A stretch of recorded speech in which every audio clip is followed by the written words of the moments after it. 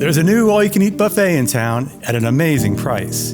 So if you're like me and tired of hearing that Las Vegas all-you-can-eat buffets are going away and that Vegas is no longer a city of great deals, then don't touch that dial. This review is for you. Seems as though every time I turn around, there's a new AYCE buffet at a great price starting up. Today, we're bringing you to an all-you-can-eat buffet available Monday through Saturday for under $19. That's right, just $18.95 and $29.95 on Sunday. Now, as my dad used to say, if it isn't good, it isn't cheap. Well, this one's good and cheap. And honestly, it isn't just a deal, it's a steal. Today, we're taking you to Il Toro e la Capra, a spot that's getting a lot of local buzz for the price and the spread. I'm a former chef and restaurant owner, and I don't pull any punches. So let's get started and see what's good, what's bad, and what's just plain delicious. Well, we're off to a strong start. The chicken fajitas are sensational.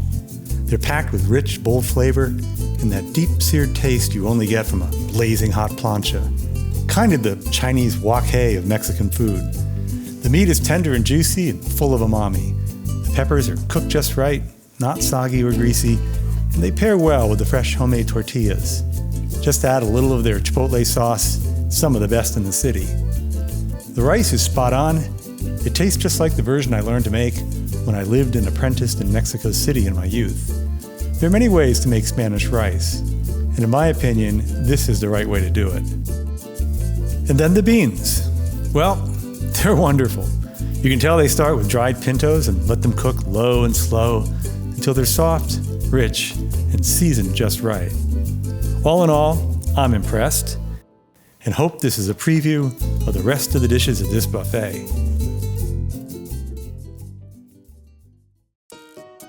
This soup, labeled cream of chicken, could just as easily be called creamy potato with chicken, since the potatoes do take the lead here.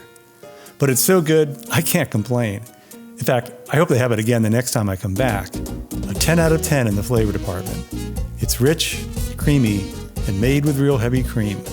The seasoning is bold but controlled, and I can taste fresh thyme and a little touch of oregano. The potatoes are cooked perfectly. They're tender without breaking down and turning the soup into a thick, gluey mess. The broth stays smooth and clean and has just enough body to give it that creamy French bisque luxurious texture, a real 5-star feel. There isn't much chicken in it, but when a soup tastes this good, I don't mind at all.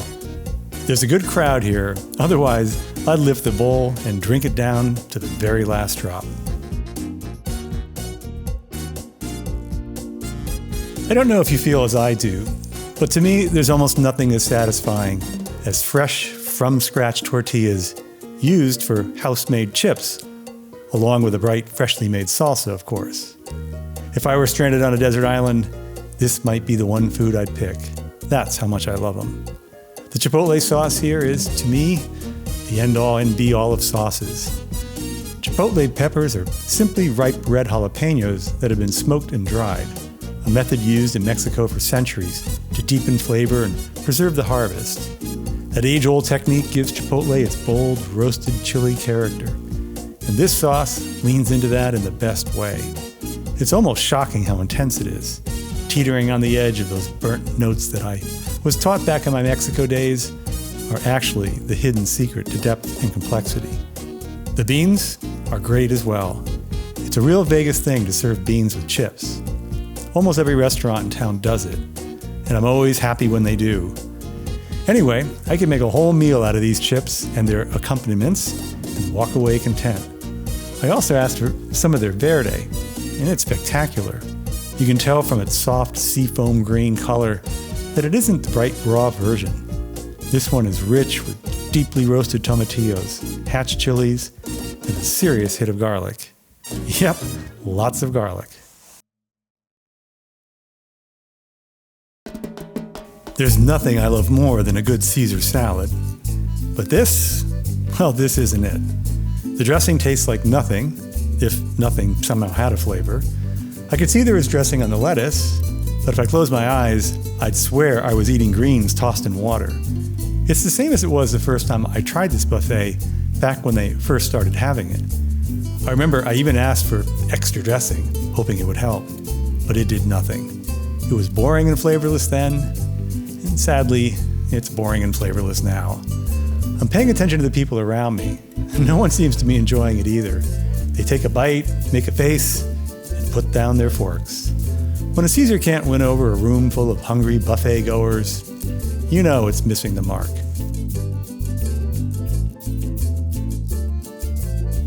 The tortillas here are fabulous. They have the perfect texture you only get from real lard.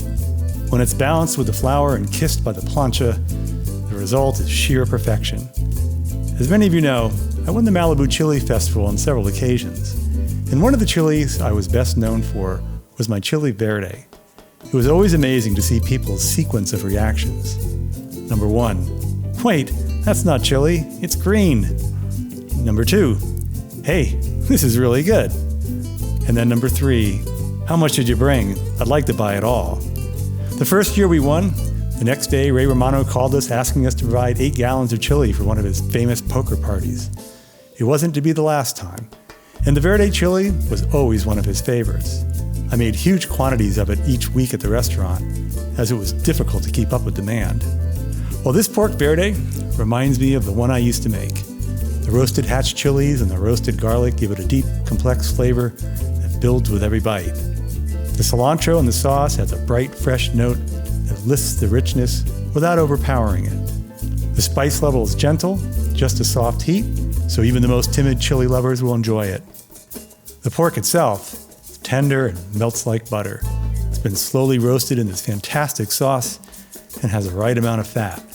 Remember, where there's fat, there's flavor.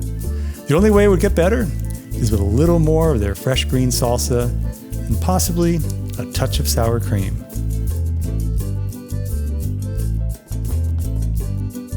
Wings and homemade bread. Well, the bread earns a solid 10.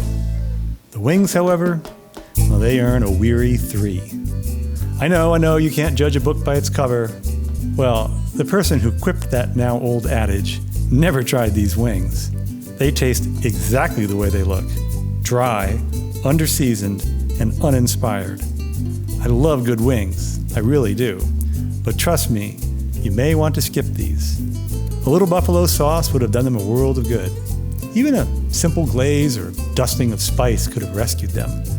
But alas, as served, they're not going to be winning any prizes for flavor anytime soon. The bread, though, different story. Homemade, warm, absolutely delicious. This is the kind of bread that will win over even the toughest bread aficionado's heart. It won mine on the first bite.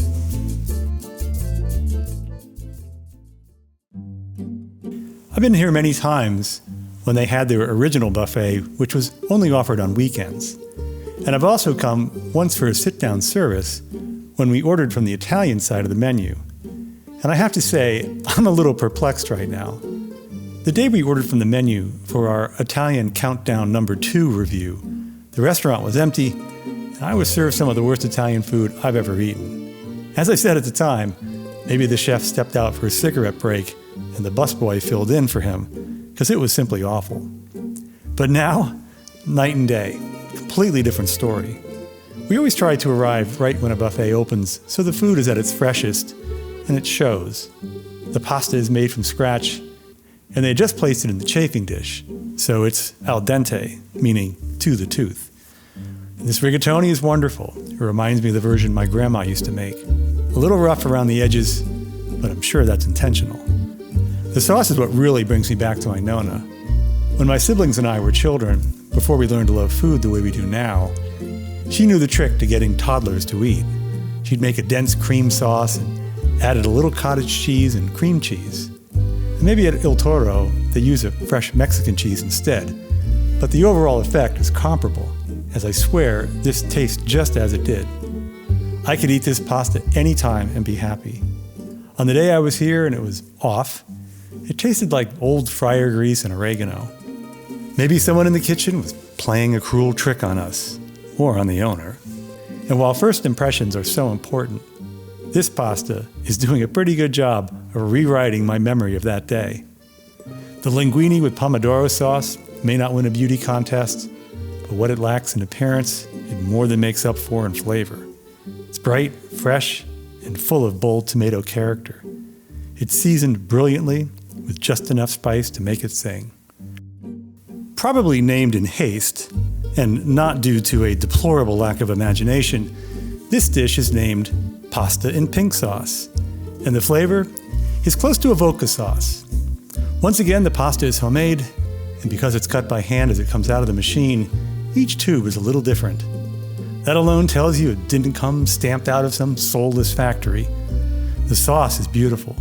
The tomato and heavy cream are balanced so well, they sit in harmony, each playing its part without overshadowing the other. The chicken pieces are moist and tender, and they soak up all that wonderful flavor from the sauce. Wow, all three pasta dishes were tremendous. What a turnaround. I love it, but now I'm even more curious about what went on during our last visit.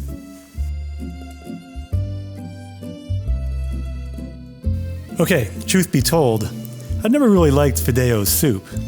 Never quite understood it. The pasta is broken into tiny pieces, which to us Italians is a no-no. Then it's fried in oil till it's crisp, another no-no. And after all that, it's cooked until it goes soggy in a broth that feels uninspired. It's kind of like cutting someone down while they're being hanged so you can convict them and then give them the electric chair. It's filling, and many places in Mexico serve it as a starter and love it.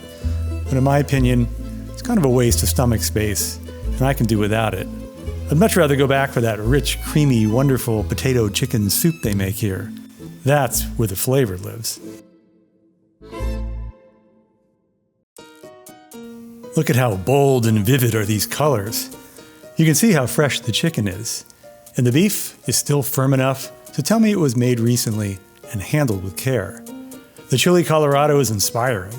It's made from rich, robust peppers that are ground into a deep red sauce. And the beef slowly cooked in that sauce until it's tender, but not overdone. It still has integrity. Nothing here is too spicy either, so everyone can enjoy it. The veggies? Well, nice try. They're filler as far as I'm concerned, though.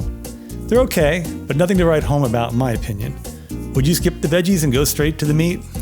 Let me know in the comments. I'd love to hear how you roll at a buffet. I remember this chicken from our last visit here. At that time, it was my favorite dish of the whole meal. But today, there are so many outstanding things that it now has some real competition. I'm happy to say that almost everything we've sampled today is great. Not just buffet great, but strong enough to be served on a standard restaurant menu and hold its own. And this creamy chicken, I still love it. The meat stays juicy and the sauce feels like a fusion of French and Northern Italian cooking. The cognac gives it a rich, warm depth, and when paired with the mild heat of the chipotle, it creates a balanced, addictive flavor. I'm trying not to eat many more tortillas, so I'm having it on its own. But I'd fully recommend wrapping them in one of their scratch-made flour or corn tortillas with a little of the shredded cabbage they keep at the buffet. You had me at cognac. Classic red chilaquillas, made with more of that fabulous rojo sauce they produce in-house. The color is electric, and the flavors to match. I topped mine with a little of the fresh cheese they put out on the buffet, plus sour cream and a bit of cabbage for crunch. Chilaquillas date back to the Aztecs. The word itself comes from the Nahuatl, roughly meaning chilies and greens. It was a dish created to use day-old tortillas by simmering them in a spicy sauce, which gave them new life and deeper flavor. Simple, rustic, efficient, and of course, delicious. A perfect creation. This was one of my favorite breakfast foods when I lived in Mexico, and it still is. The tortillas here, a little too soft for my taste. I prefer when they give you a little more fight instead of going soggy, but that's the battle the buffet steamer always wins. Still, these put up a valiant effort. Now, the sauce? Well, they really have a way with sauces here. Lindo Michoacan has been around for many years, and it's clear to me they know what they're doing. Well, if it's clear to you, we know what we're doing, then please click the subscribe button. After all, according to YouTube, 60% of you watching right now are not subscribers. What? Subscribing is free, helps us grow, and lets us keep bringing you more of the good, the bad, and the delicious. And And when you do subscribe, be sure to tap the notifications bell and then choose all so you won't miss any of our new reviews. YouTube doesn't always notify you otherwise. And hey, YouTube just added a brand new feature called Hype. It's an easy way to show support for videos you love. So if you enjoy what we do, give this video a hype. It really helps us reach more food lovers. And if you'd like to go one step further, you can always buy us a coffee using the link in the description below. Every little bit helps us keep exploring more great Vegas eats. I really love agua fresca. They're fresh, alive with flavor, and absolutely delicious. Today they're serving papaya and horchata. Both are included in the price of the buffet, so don't miss out.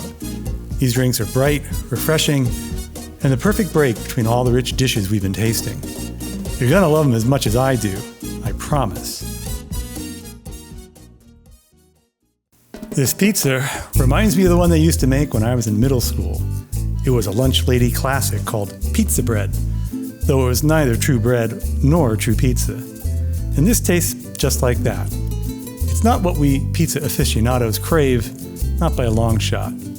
Maybe it's here to appease the palate of kids. And if that's the goal, fine. But I'm sure it was never meant to be the star of this buffet. I suspect the dough is homemade, but there's more to pizza than making your own dough. If you ask me, the pizza is not even a bit player. It's the stand-in who forgot its lines and showed up hoping the star didn't phone in sick.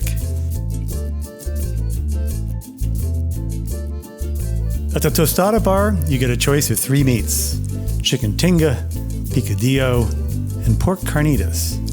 You can build your tostada any way you like since you serve yourself, which means how much or how little you eat is entirely up to you. The picadillo is ground beef with a few vegetables mixed in. I topped mine with a touch of chipotle sauce. At first glance, it looks like simple ground beef, but once you taste it, you pick up the subtle notes of marinated vegetables sautéed into the mix. The meat has been out for a little while now. It's been about an hour since I arrived, so it's not fresh from the kitchen, but the flavor holds up. And I have to say, I'm loving their scratch-made tortillas in this crisp fried form, although it does feel like you're eating a plate when you attack these. The meat is bold, well-seasoned, and comforting. The chicken tinga is intense, smoky, and rich. No holding back here. They let it rip with flavor, and it's fantastic. I'm honestly enjoying all the meats today. They've improved drastically since the days this was only a weekend buffet. I'm thrilled they've expanded it to every day. The pork carnitas is marinated and then fried, most likely in lard, to give it that deep richness only real animal fat can impart. Another winner and a must-try. And now for desserts. And this is the only area where this buffet really falls short. I realize Mexican cuisine is not the place for dessert lovers, so I can overlook the lack of elevated dishes. On the weekend, they offer conchas. I'm sure you know them well, classic Mexican sweetbread. But today, the choices are Jell-O, chunks of melon, and rice pudding. I have to admit, though, the rice pudding is pretty good, even though I'm not usually a fan of this dish. It's often a starchy mess and never feels like a truly elegant dessert to me. But this version is one of the best I've had in a little while. Still, knowing my usual disappointment with Mexican desserts, I have an excellent dessert waiting for me at home, so my sweet tooth will be amply satisfied.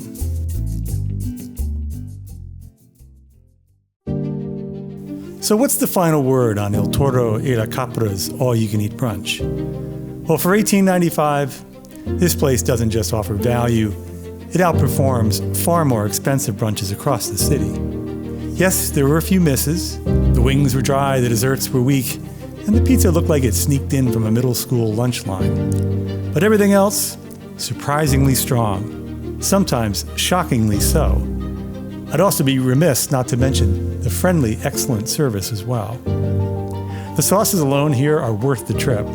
From the roasted chili profiles and the chili Colorado, to the electric Aztec-born Rojo sauce and the chilaquiles, to the deep, smoky chipotle that tastes like someone in the kitchen actually understands flavor.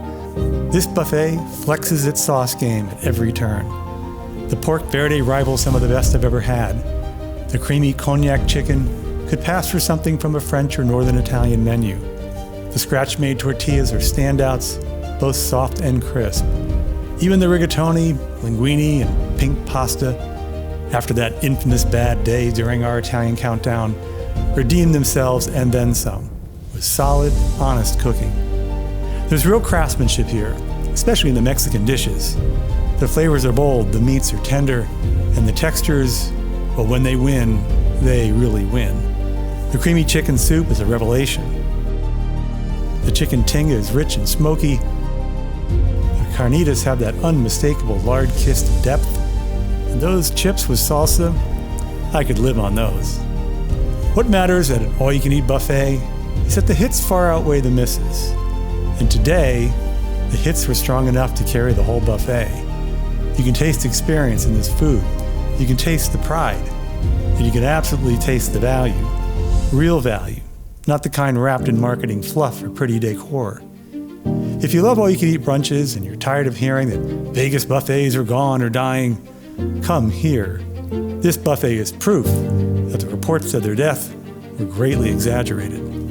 Today, Il Toro e la Capra delivered far better than expected at a jaw-dropping price. And I've already been back twice since this review. So who knows, maybe you'll see us there. And don't forget to tell them, Let's Eat Vegas sent you. Wait, what does that name tag say? Tony Cartolucci. Could it be my mother's nemesis strikes again? Well, check out this video for more on the Cartolucci backstory. And if you're hungry for more Mexican, be sure to watch this one. And of course, it's always a good time to like, subscribe, comment, or share. It's free to do so, and it helps us to grow and to bring you more reviews. Until we eat again, bon appetit.